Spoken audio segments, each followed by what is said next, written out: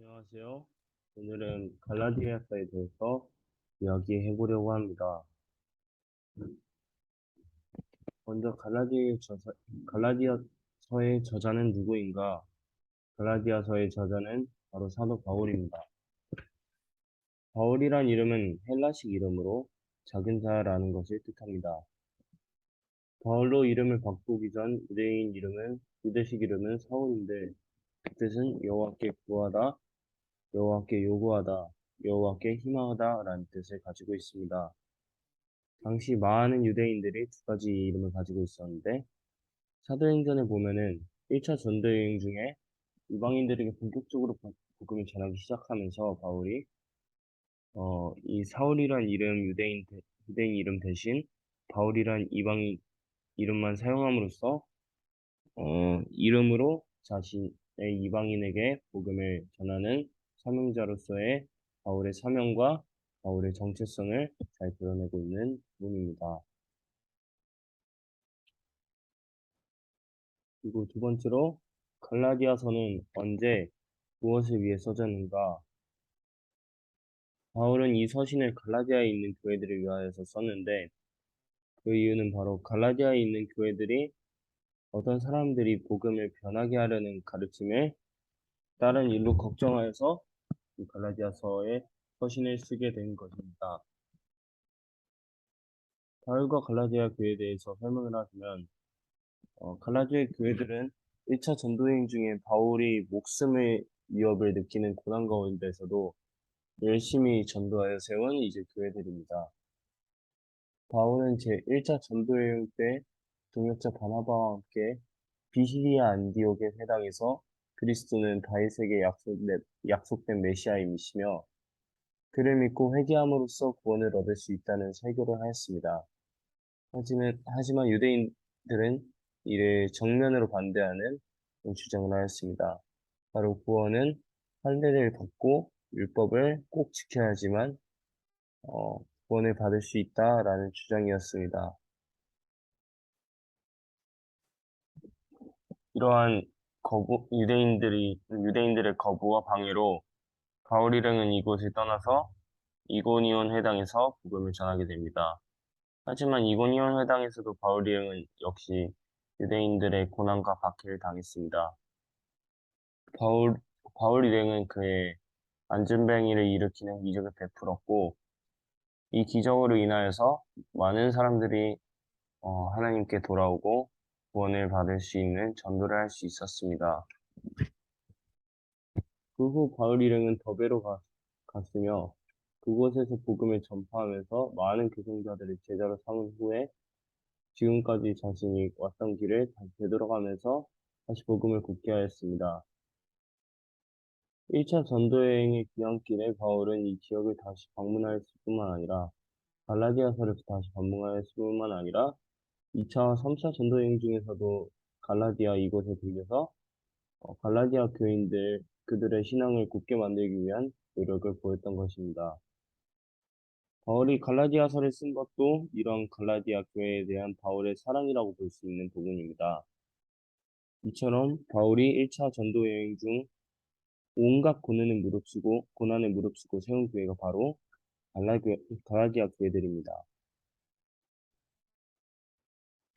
하지만 갈라디아 교회에 문제가 생기게 됩니다. 어, 바울이 성심성의껏 노력을 기울여서 갈라디아 교인들에게 노력을 기울였음에도 불구하고 갈라디아 교인들은 아직 얼마 되지 않은 초신자들이었고 주님을 영접한 지 얼마 되지 않은 그러한 사람들이었습니다. 그래서 신앙적으로 성숙하지 못하였으며 하나님과 가까운 삶을 살지 못하였습니다. 그래서 바울이 이곳을 떠난 후에 율법주의를 신봉하는 거짓 교사들의 가르침에 매우 쉽게 미혹되었고 노출되었고 그것을 믿고 따르게 된 것입니다. 거짓 교사들은 바울이 전한 믿음으로 구원을 받는다는 복음은 이것은 완전히 틀렸으며 그리스도를 믿는다고 하더라도 꼭 율법을 지키고 할례를 받아야만 구원을 받을 수 있다는 그러한 주장을 펼칩니다.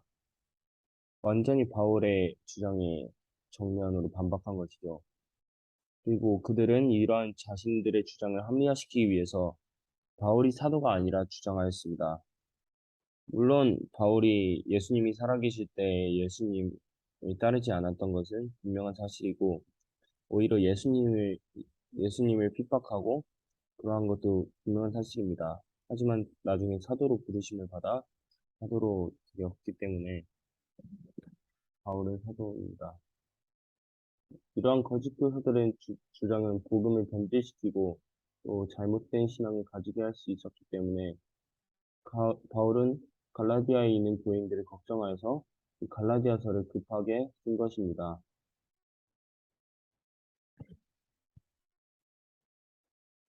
끝으로 바울 사도에 대한 저의 생각을 말해보자면, 제 생각에는 바울은 하나님의 일을 하는 것에 있어서 굉장히 열정적인 사람이었으며 하나님과 가까운 삶을 살았다라고 말할 수 있을 것 같습니다.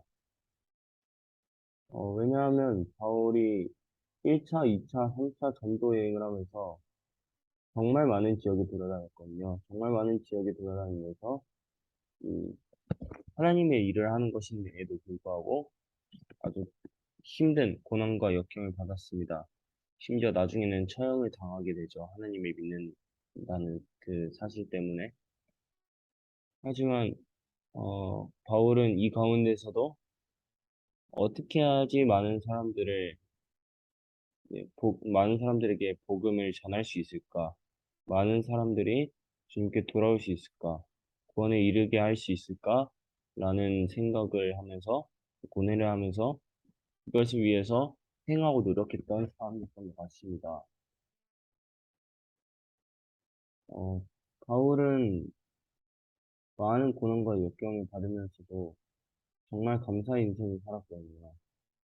어, 특히 저를 먼저 돌아보자면, 저는 사실 감사의 인생보다는 불평의 인생을 지금 살고 있다는 생각이 듭니다.